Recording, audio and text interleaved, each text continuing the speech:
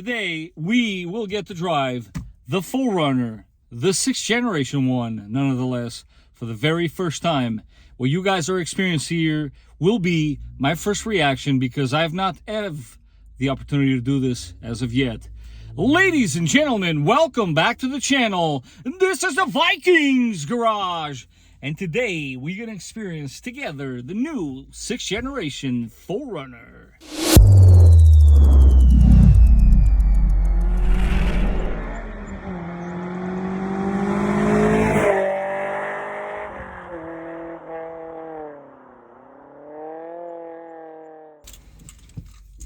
All right, first things first, key for comparison.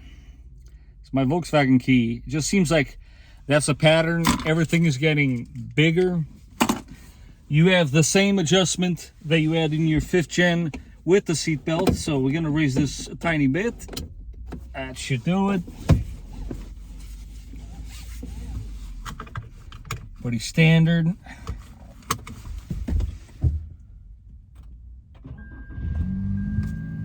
So far, so good. Like to adjust my driving position here. A little bit of this, a little bit of that. As you guys can see, we are doing this on the fly. What you're gonna see here is my reaction for the very first time to this platform. I've not had the pleasure yet to test drive one. So this, what's with the beeping? Why are you beeping? Okay. It's in 4 high. Doesn't like that. All right. Got it. Interesting. It was beeping at me to let me know I'm in 4 high. Alrighty then. We are now in 2-wheel drive. Let's try this again.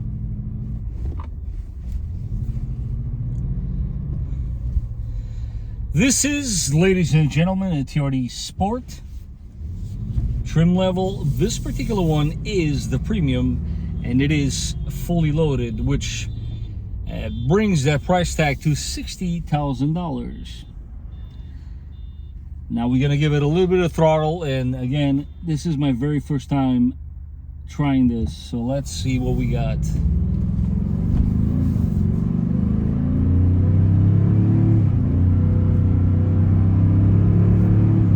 She moves. Definitely moves.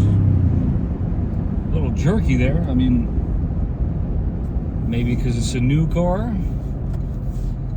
Definitely moves. It is turbocharged after all, right? I do like the dashboard. The center cluster here, everything is very easy to read.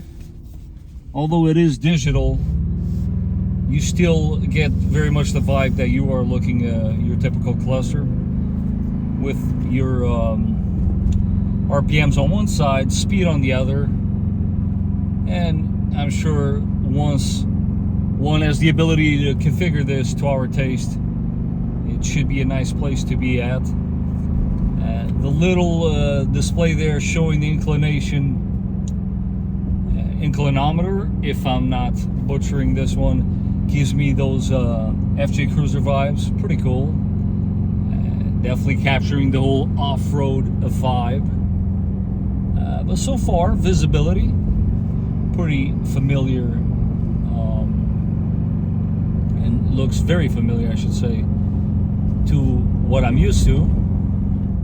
A little bit of turbo sounds here and there, but nothing too... a little bit of hissing there. That's obviously the turbo. Definitely the turbo. Guys, this is like that new kid on the block, right? New kid in class. We do have to give it a chance. Because obviously, nobody likes new. But this could be a nice kid, you know? We got to give it a nice chance and get to know him a little bit and see what's what. As far as reliability goes, as I'm sure you guys know, can't really discuss much about that because this is very new product here. It's too new to be saying what's what. The Tacomas, which is basically the same exact thing, had some issues with transmissions. So I'm sure you guys know Toyota stands by their products. So if you're new to the Toyota family, please rest assured, although it is a new product, they always take care of whatever issues do arise.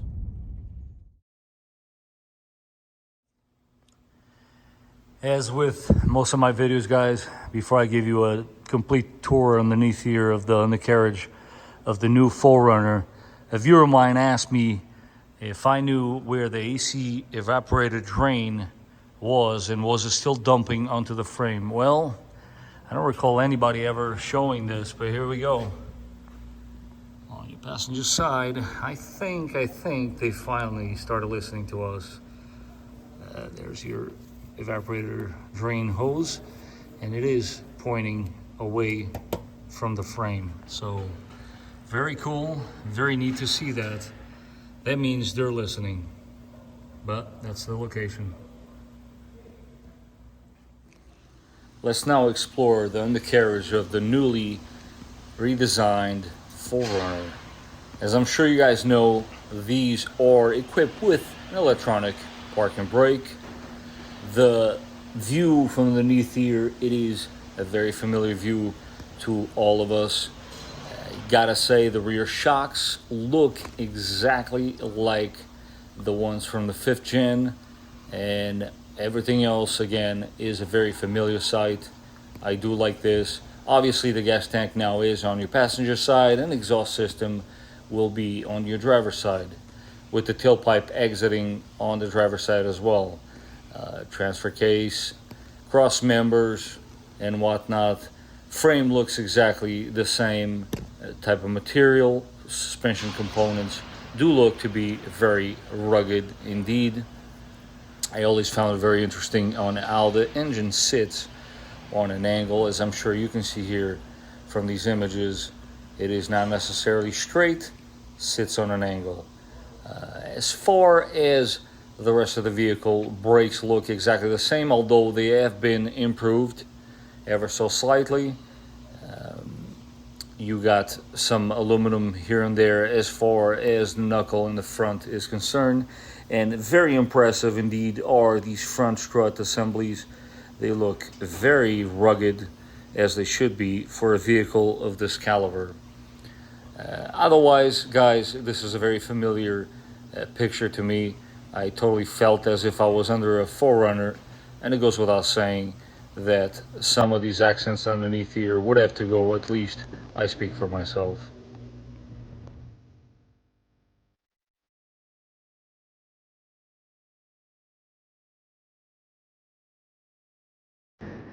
This is a perfect example, guys. They look very similar, but there are plenty of differences.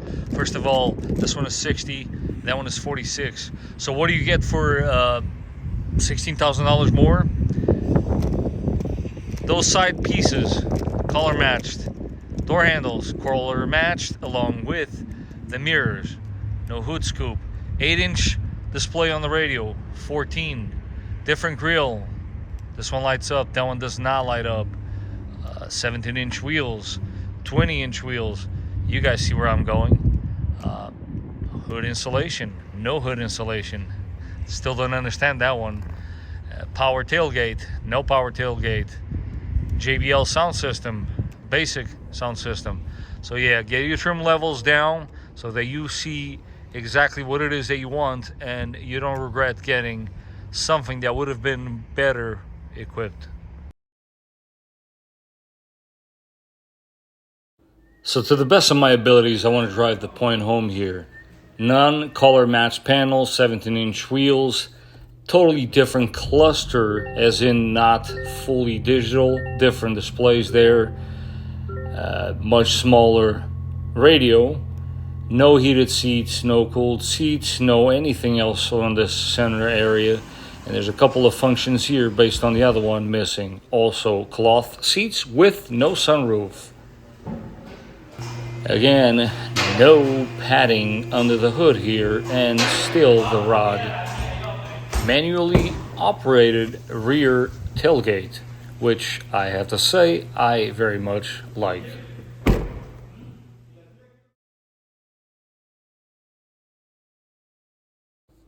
And on this one, you get the color matched panels. You get 20-inch wheels. You will get a full digital cluster. You also get a TRD start button along with the much larger radio display, cooled and heated seats, heated steering wheel, along with your camera views. A couple more functions, the AC and the power tailgate. You have the pleather seats with your sunroof. On this trim level, you also get the hood scoop with the appropriate under the hood padding and the hood prop. This particular trim level is equipped with a power tailgate. Now, a little game here with you guys. Can you spot the one difference between these two models? Find out what it is at the end of today's episode. This particular model, although it will set you back $60,000, it does come, as you can see here on the image, with this massive 14-inch multimedia display. This thing is pretty big. I remember back in the day having a TV for the house this big.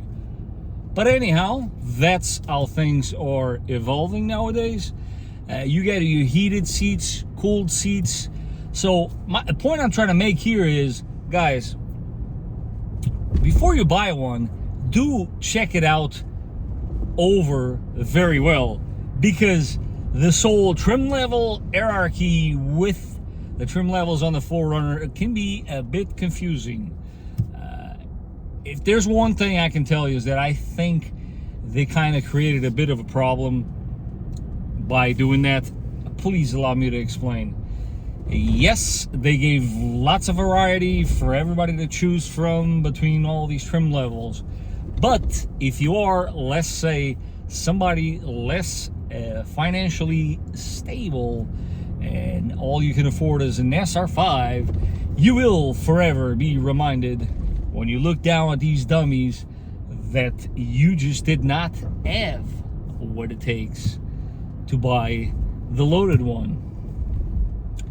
I know it's a small little remark there on my part, but padding under the hood, take a wild guess, guys. It is offered. It all depends how much you pay for it. Now, going back to my opinion, because that's all this is, and first impressions as far as a test drive goes. I mean, guys, it does seem like an evolved version of what we are accustomed to. For those that are new to the channel, I have owned now 4Runners for over 8 years, as in daily driving them. And not only that, but I have now worked for Toyota for over 13. So I'm going to go ahead and say that my opinion should matter.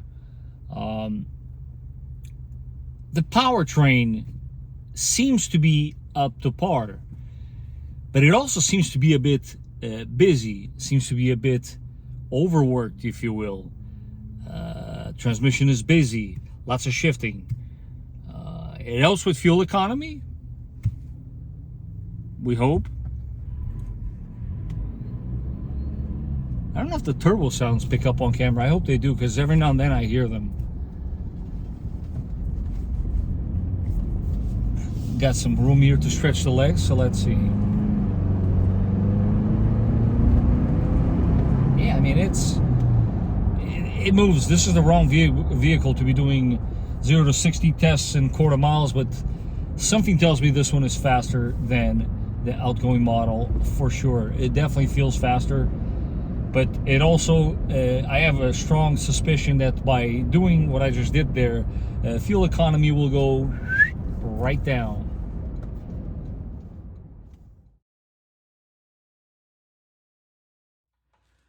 What is my final thoughts here on the brand new 6th generation 4Runner? Guys, when you start nickeling and diming people with under the hood padding, what else are they doing behind the scenes? I don't like that. $46,000 for a very basic one that you guys saw in this video is a lot of money to not offer the pad underneath the hood. Yes, you might be saying, Paul, it's a small little detail. I'm just saying, how do you feel about that? Let me know in the comment section down below. Now, I am not in the market to buy a new vehicle, but if I was, these are some of the options. Yes, this might shock some of you, but hold on a second there, because this list is actually incorrect. As nice as that name brand is here in the States, I personally, which goes right along with the video in question, I'm not a fan of the platform, and I'm not going to sugarcoat it for you guys. I just don't like this 4-cylinder turbocharged engine. It's just not for me. So therefore, the Land Cruiser is out of the question. If I was to buy a new vehicle right now, I really like the Land Cruiser. I like the lines in it, and I think it's a great vehicle. And one more point here. There's no point on me buying a 5th gen 4Runner because I have a 5th gen 4Runner. So, ladies and gentlemen, this leaves us with one last contender. Yes, if I was to buy a new vehicle right now, the Lexus GX 550 would have been the one. Now, please allow me to explain how I got to that conclusion. Guys, Toyota product, that's number one. Number two, you came here asking me if I'm recommending the 6th generation 4Runner, which, by the way, it is an improvement from the 5th generation, but it has some massive shoes to fill, and I am not so sure those shoes are filled. If I was to buy a brand new 4Runner, the trim level I would go for is the Trail Hunter. I don't want any hybrid stuff. I don't want any of that, so the Trail Hunter is out of the question. And plus, it still has that 4-cylinder turbocharged engine. So then I thought to myself, well, this Land Cruiser looks beautiful.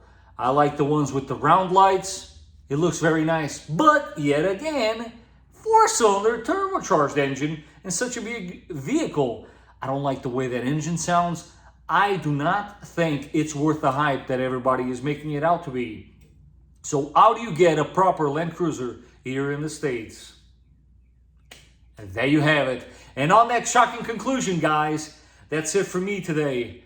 Don't worry, I don't have that much money to go ahead and get one, because if I could, I probably would. And you guys can help me get there. So don't forget to smash that like button. And if you haven't done so, don't forget to subscribe. And I will catch you guys on the next one. And for those of you that stayed all the way till the end, here's a little Easter egg. Literally just found this out.